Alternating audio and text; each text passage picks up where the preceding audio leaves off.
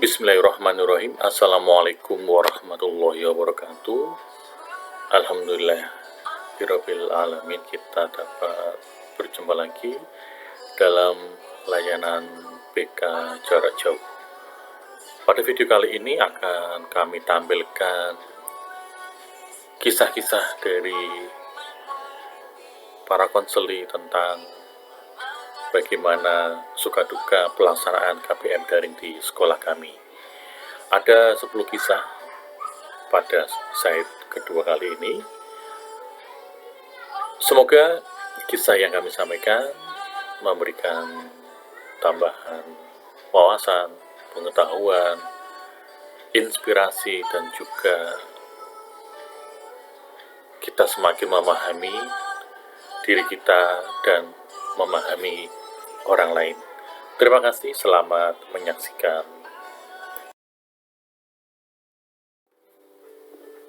Tentu banyak cerita, baik suka maupun duka, menyenangkan atau menyedihkan selama KBM daring ini dilaksanakan. Kali ini pada kesempatan kedua, kita akan share cerita yang berkaitan dengan praktik KBM daring ini. Terima kasih bagi kalian yang sudah mengikuti PJJBK dan berbagi kisahnya. Tentu ini menjadi perhatian bagi kami, itulah mengapa katarsis ini kami launch meskipun tidak bisa semuanya.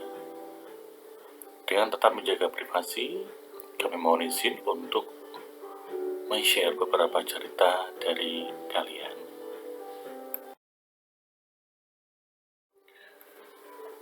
Masuk ke cerita kisah ke-11.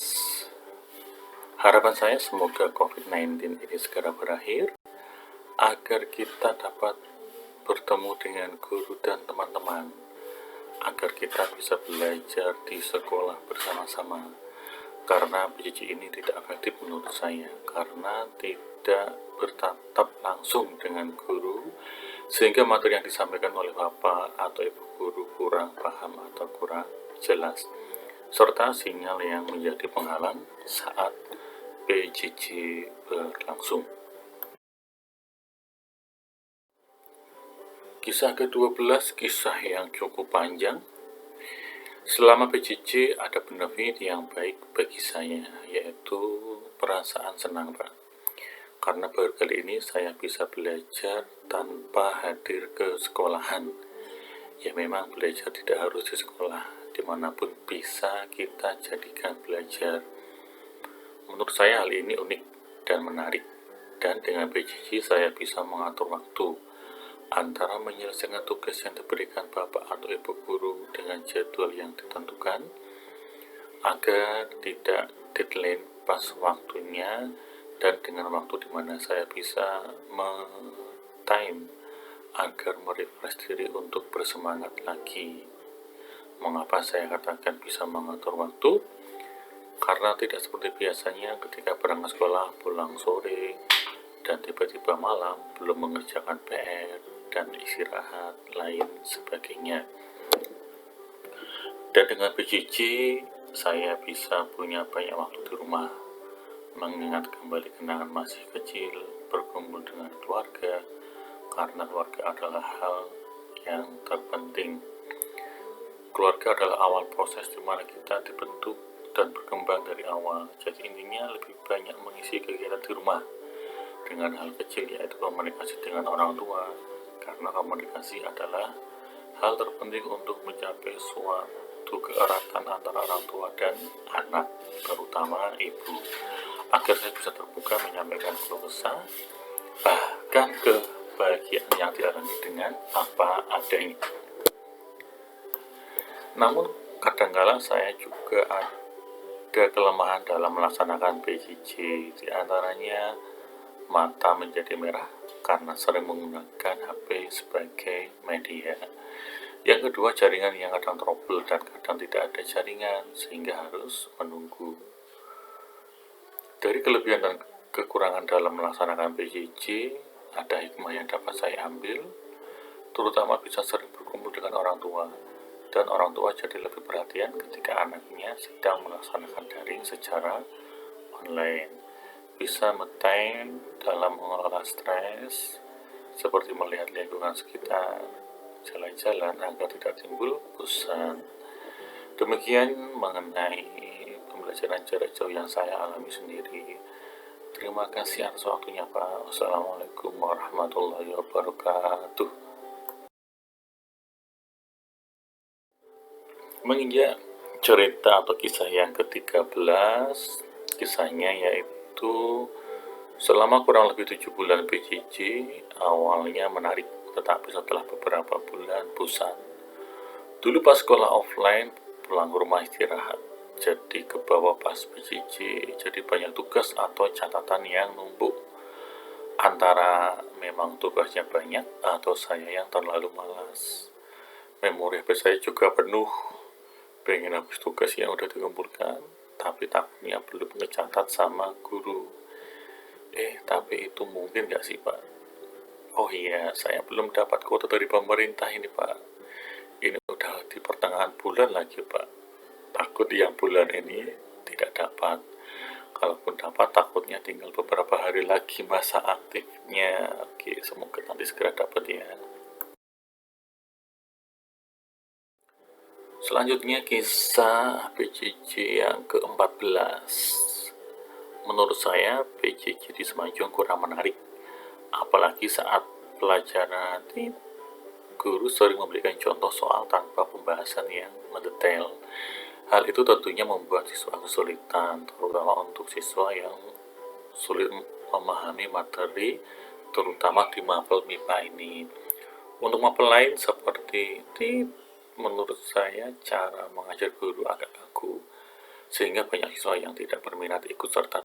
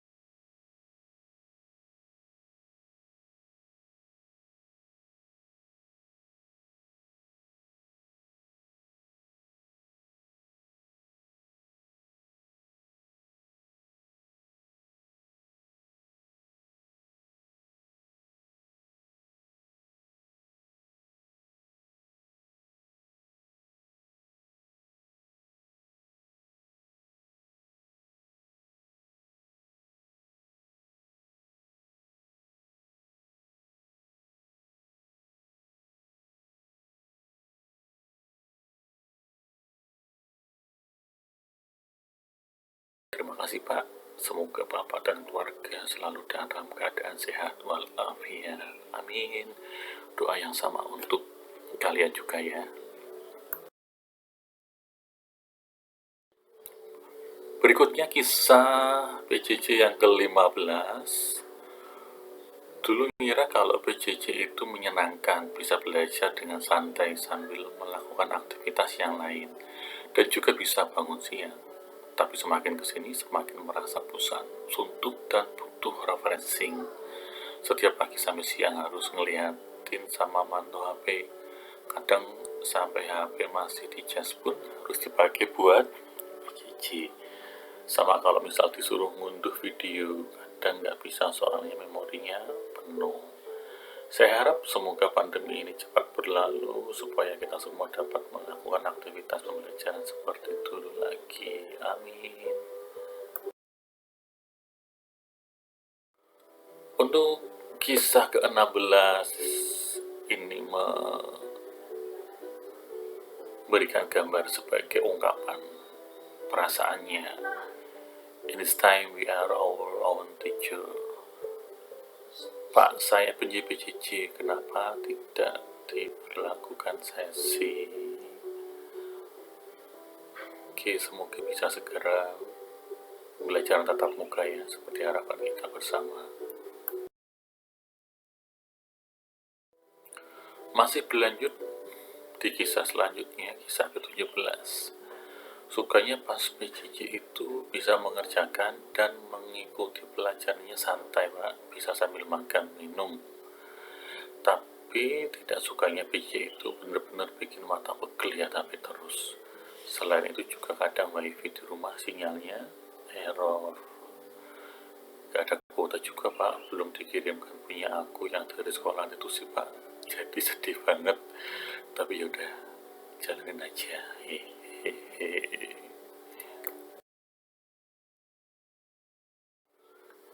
Kisah ke-18, harapannya PJJ cepat berakhir dan kita bisa kembali belajar tatap muka di sekolah. Apalagi sebagai siswa kelas 12 yang sudah di akhir-akhir sekolah, pasti pengen lebih banyak menghabiskan waktu bareng teman-teman. Menginjak kisah ke-19, alhamdulillah saya tidak ada masalah dengan PJJ ini Pak. Hanya magernya aja yang susah hilang. Oh iya Pak, kapan ke sekolah?